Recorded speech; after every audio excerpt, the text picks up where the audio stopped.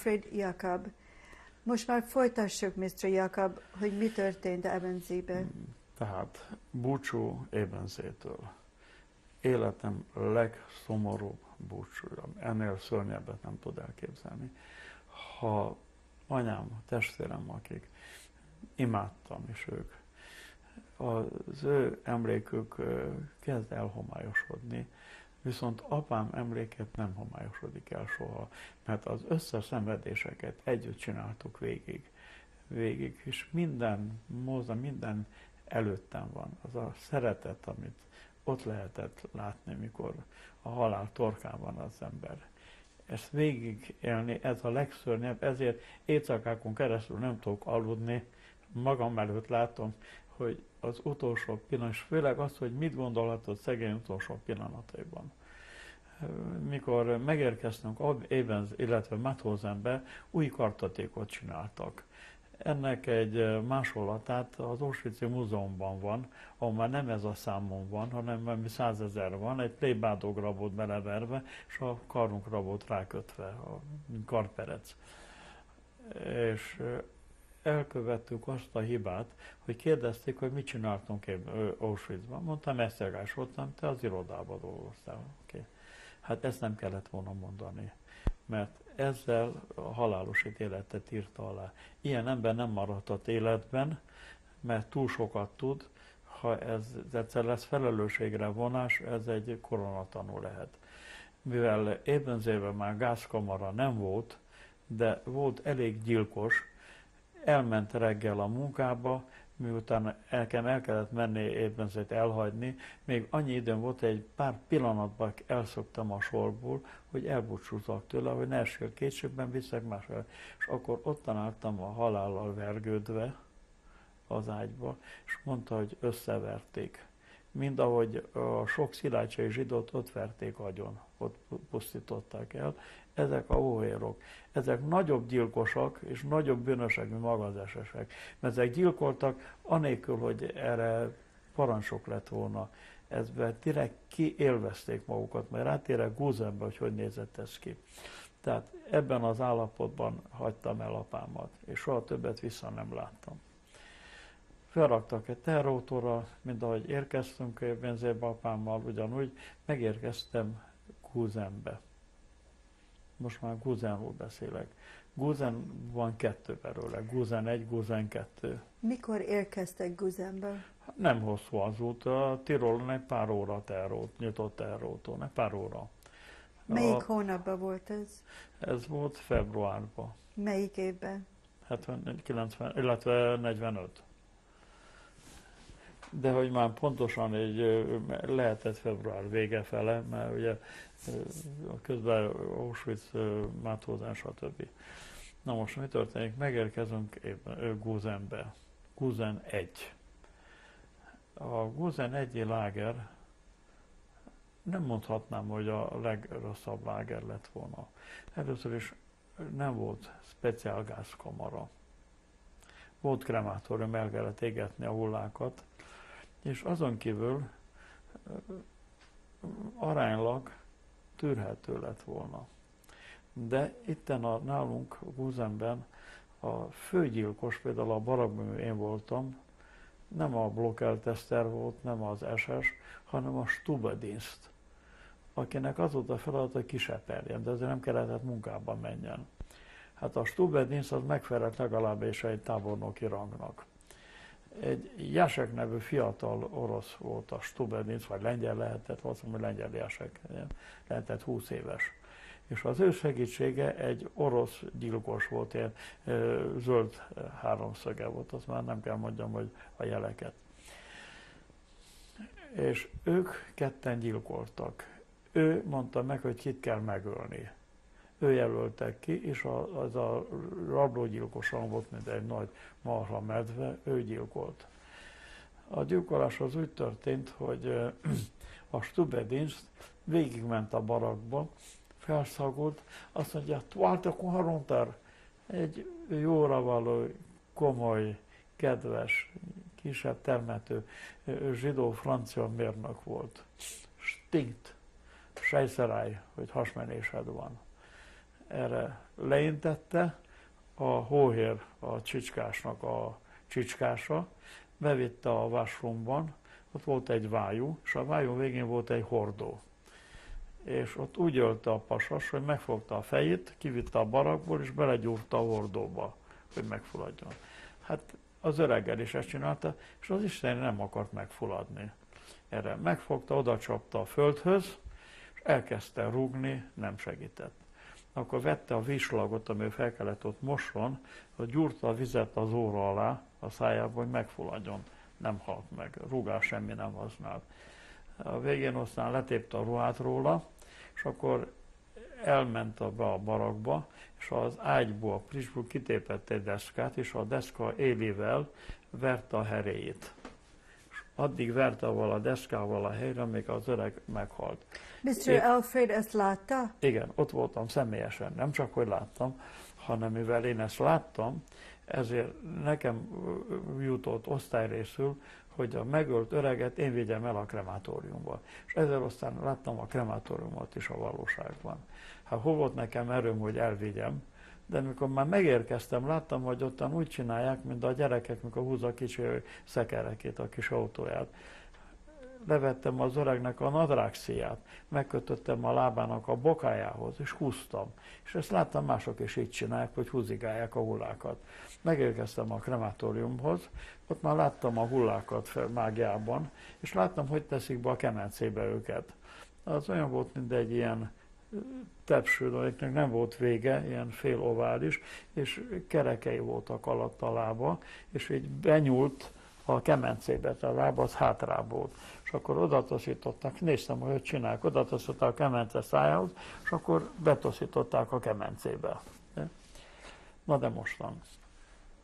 Ha sajszerája volt, de nem ez lett volna a módszer, hogy ottan így öljék meg mind az öreget, mert nem is volt sajszerája. Csak neki valami nem tetszett, valami szag. Hanem a módszer az volt, hogy el kellett menjen, elvitték a revírbe. A revír az kórháznak nevezik, de ez a revír úgy nézett ki, hogy volt egy nagy szoba, és a küszöb az magasan volt, és ottan pedig tele volt hasmenéses széklettel, vizelettel, és oda dobták bele, akinek sajszerája volt, hogy azok megfulladtak ottan benne. Ez volt a kezelése. Na mostan, és egy ilyent, nem tudom, hogy ezt 10-szer fel kellett volna akasztani, jobban, mint a legnagyobb háborús bűnöst. Mert senki nem mondta, hogy az öreget szedd az ágytetőről és vidd ki. Mr. Jakab, itt kellett dolgozni? Ja. Mit dolgozott Erről beszélek. A Gusen 1-be a Steyr fegyvergyár volt. A Gusen 2 azt hiszem, a Messerschmitt készült. Én mindjárt bekerültem, egy olyan barak volt, ahol fújt át a szél, és kaptam egy esztergapadot, és a Steyr puskacsövet esztergáltam, a végét, ahol a meneteket be kell csavarni a csövet. Vagy pedig belül a csőbe kellett ilyen lapos menetet vágni, hogy a gól, mikor megy ki, hogy forogjon. Szóval itt készültek a Steyr fegyverek, nem akarok technikáról beszélni. De itt a gyárban, mivel már vége mentek a dolgok, és rosszul mentek a dolgok, az SS, aki nálunk volt abban a barakban, feljár sétált, és kérdezett, hogy magyarul tudott beszélni, ami Sopron és Sváb volt. És őt mindig jókedvel mondta nekem, hogy bombázták Köln, bombázták ezt, bombázták azt, bombázták Berlin, Hitler kaput, stb. Hát nekünk ez életet jelentett, hogy tudtunk valamit, hogy mi történik. És azt mondja, hogy nem fog elszokni, senkivel nem igyekezett ember maradni, itt marad velünk a lágerbe, ha el kell ezt menekülni. Aztán nem tudom, mi lett vele. Na de most jön szörnyű dolog. Jöttek bombázni az amerikaiak. Ugye? Hát ha bombáznak, akkor ezekre a rabokra szükség van. Hát nehogy Isten őrizzen ránk essen a bomba. Mit kell csinálni? Menekülni kell. Ugyanúgy készültek itten is az alagutakban, a repülőiparnak, meg a hadiparnak, és akkor ki kellett vonulni ezekben a barlangokban, amit a foglyok ástak, úgy mindében zébe.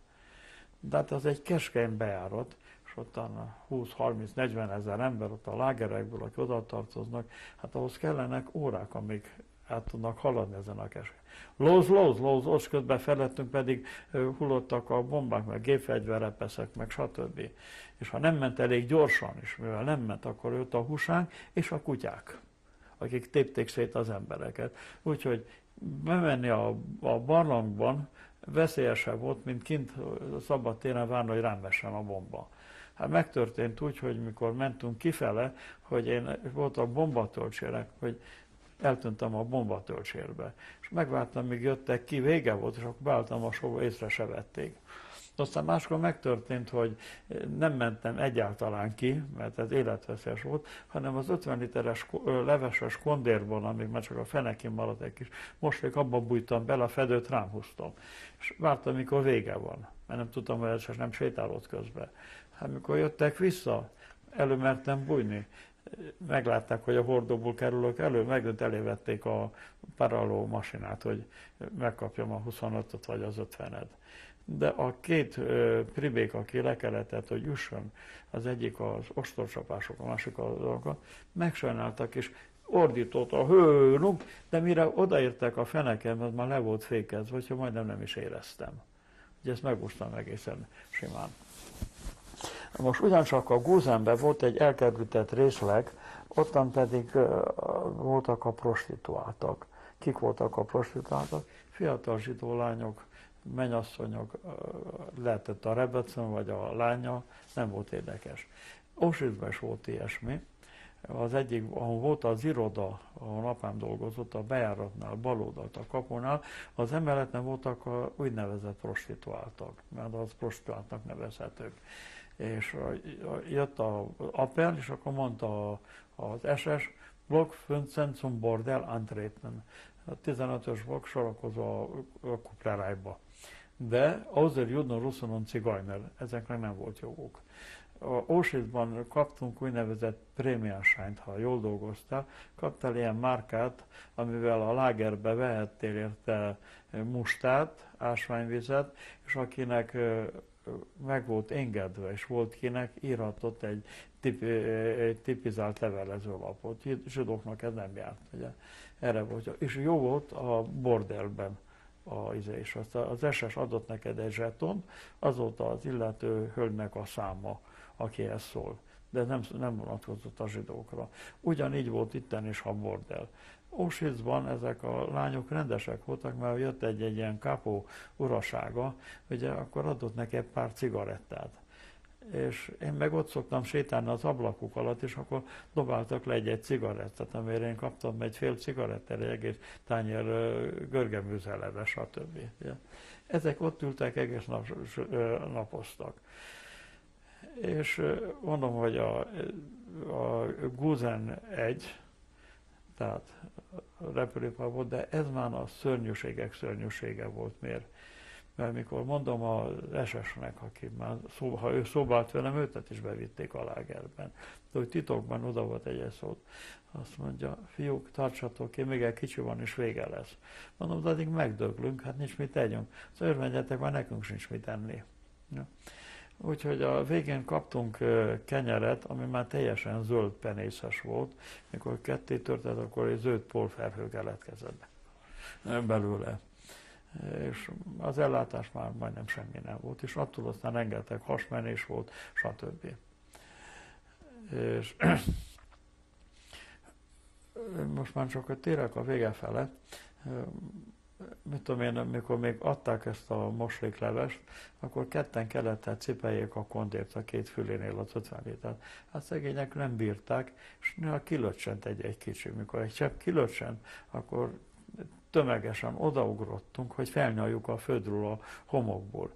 És nekem is rám másztak, és felhorzsolta a térdem, ami teljesen elgennyesedett. Innentől egészen, innen a genny ment egészen a bokáig és vissza, és ami papírokkal zéltem, és alatta millió számra hemzsegtek a tetők. Auschwitzban nem volt tető. Gusenbe hemzsegett. Minden szabad ide, de csak tetőropogtatással, és a tojásokat kellett tetőjét. És a tetők nagyon jól érezték magukat, mint egy jó friss hús volt, és ottan laktároztak mindig a papírkötés alatt. Úgyhogy amikor felszabadultam, csak úgy tudtam menni, hogy a kezemmel kellett a lábamat megemeljem, hogy arrább tegyem egy lépésre. És így mentem el gyalog Gusenból egészen Linzig egy pár napon keresztül. Mindjárt folytatom. Na most van. Mikor már a vége közeledett, de már jóval előtte, sőt, mikor megérkeztünk már Gusenbe, ami hangárokban volt valami német katonaság, de olyan szedett-vetett katonaság volt, öreg trojtlik, első Ferenc Jóska belé osztrák uniform is, de egyiken más-másféle rongyok. Nem tudtok, mi a rendeltetésük nekik.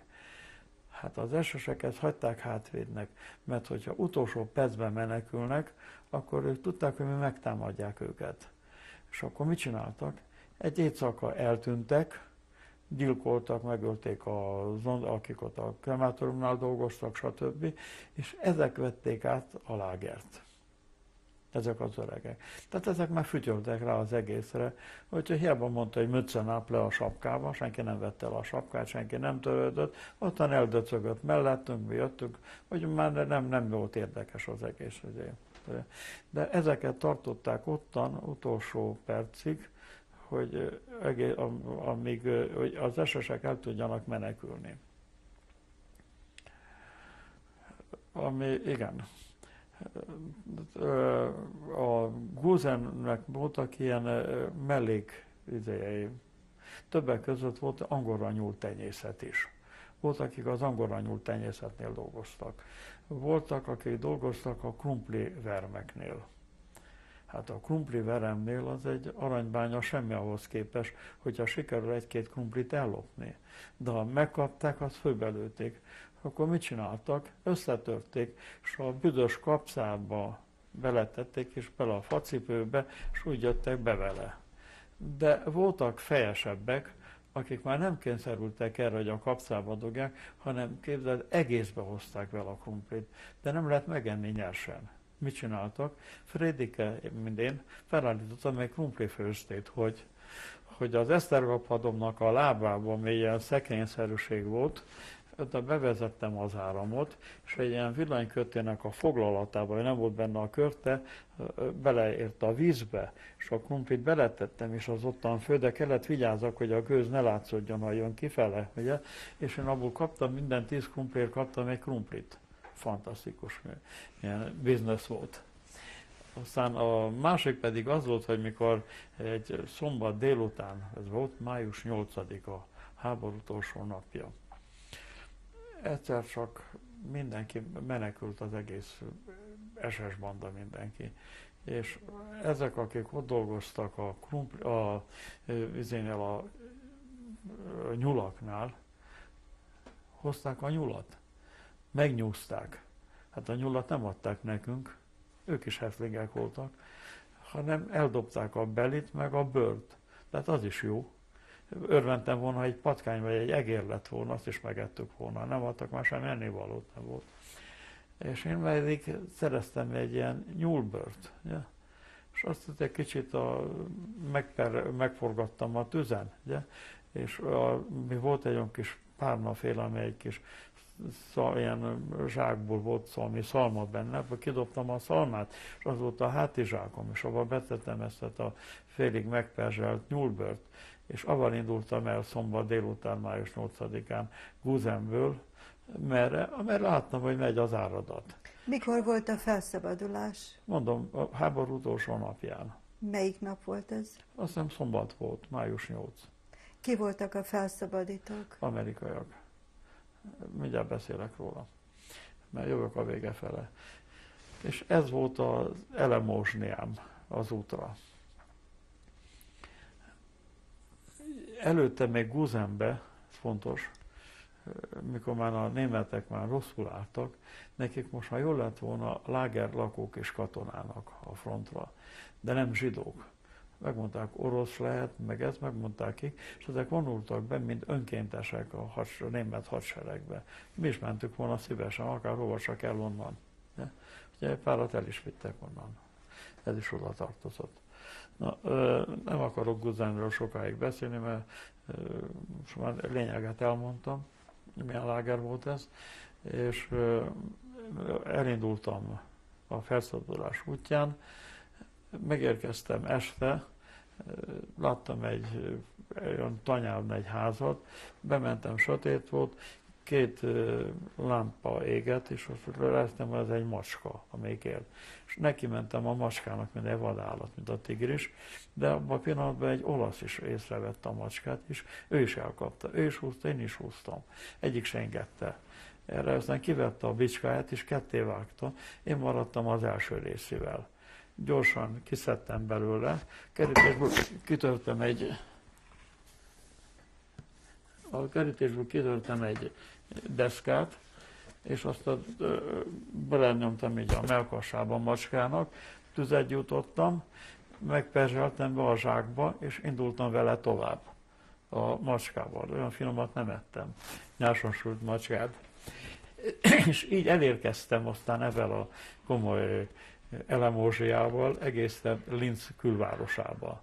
Bementem ott az első házba, nagyon rendes osztrákok voltak, hát nem mertek beengedni, tele voltam tetővel, de ezében ott az előszobában a földön ágyaltak nekem. Reggel, mikor felkeltem, kaptam egy csészet tejet, csináltak egy rántótát, és egy patak is folyt ott, és ott megfürödtem. Először szabad ember voltam, rántótát tettem, és tejet ittam. Hát ez halált jelentett, ez nem volt szabad. És megköszöntem, elindultam tovább, és azután elestem. Jöttek az amerikai autók, tankok, hát az neki nem akadály, egy ember van az utcán, átmegy rajta. De úgy látszik, ez egy emberségesebb valaki lehetett, én már nem voltam öntudatomnál, felvett és feldobott a tank tetejére. És elvitte egy domtetőre, BB Lazaretnek hívták, egy kórház. És ott értem magamhoz. Mondták, hogy egy tank hozott, a tank tetején hoztak be. Befektettek egy ágyba, és ottan tele voltak megcsonkított emberekkel. Ott volt mellettem egy lengyel, akinek idáig a csontja idáig volt, de a hús idáig volt lerágva.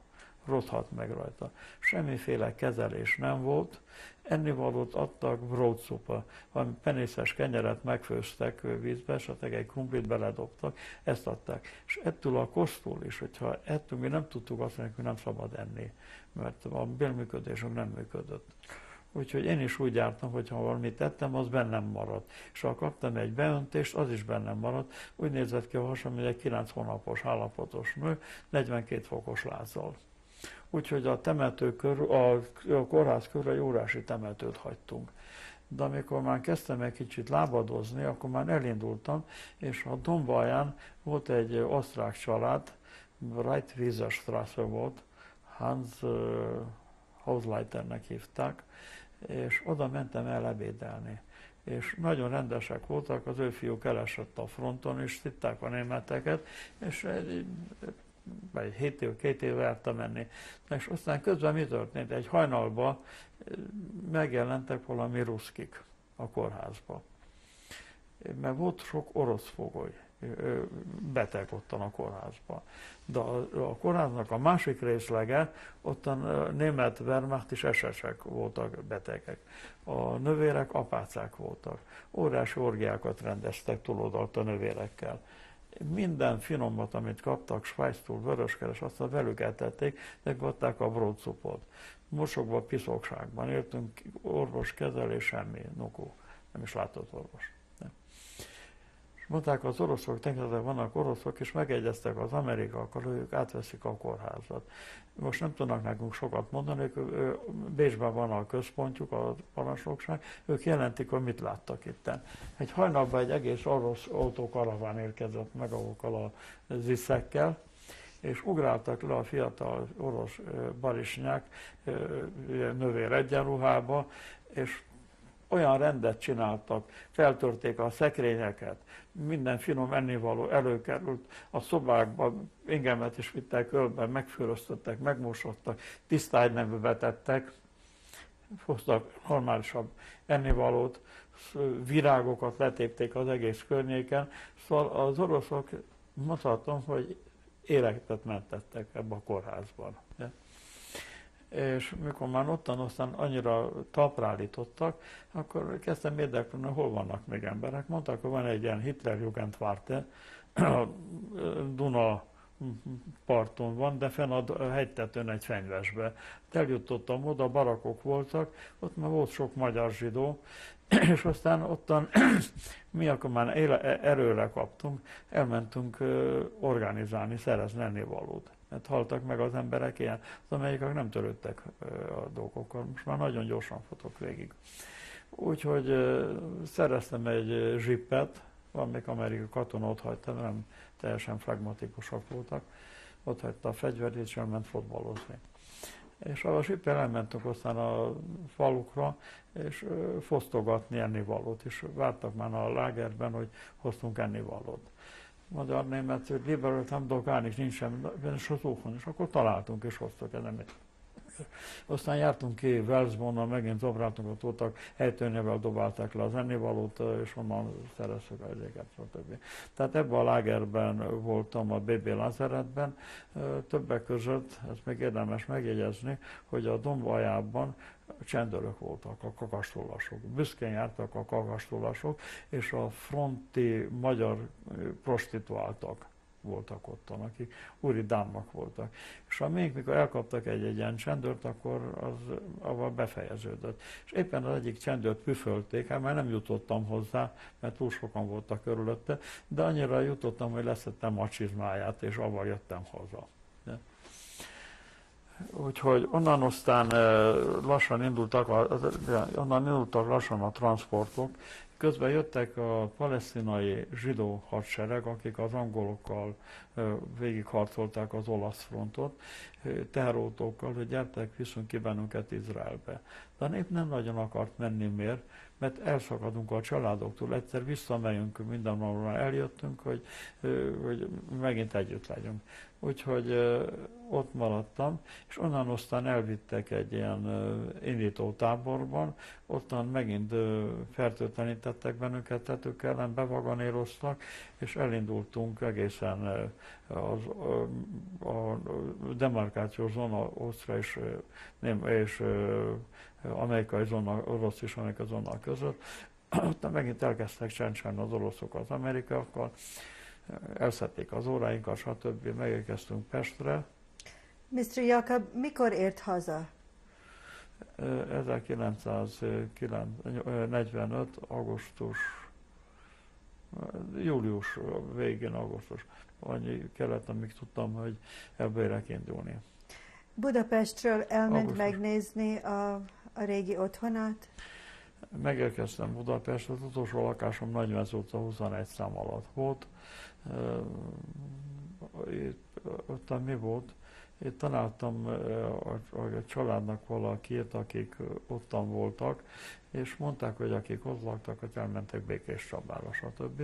Aztán a Degobnál voltam, ottan kaptunk aztán útilapot, amivel ingyenesen mehetünk a vonattal hazafele. A többit már ismertek, ottan voltak a listák, akik vannak még életben, kutattuk a listákat, szóval végén megérkeztem Kolozsvárra, és Kolozsvárt volt a Péter Pál villa a deportáltaknak, és ott voltam a Péter a Pál villában, a belső épületben, és onnan aztán végre hónapok múlva volt annyi lelkerőm, hogy elmenjek Szilágysebe. De még kellett egy hetek, még egy éjszaka végig sétáltam az utcán, ahol laktunk. Az nem volt lelkerőm, és még sok idő kellett, amíg először benyitottam a házba. Aztán, hogy mit találtam ottan, stb. Ez most már nem érdekes, kik voltak ottan. Az egész jó viszony, ami volt a lakossága, abban nyilvánult meg, hogy azt mondták, hogy úgy sajnáltuk szegényeket. Ennyi volt az egész a lakosságnak a kontribúciója, de minden zsidó holmit széthordtak. Többek között a zsidó templomba kellett hordani, aztán onnan hordták el, meg stb. Mi történt ezután? Hova ment? És akkor Szilágysebe voltam, de mivel lelkierőm nem volt, hogy ottan legyek, hát Nem. Szóval Szilágyseben voltam, és akkor ottan vettem közösen egy, We're coming to the end of tape number 5.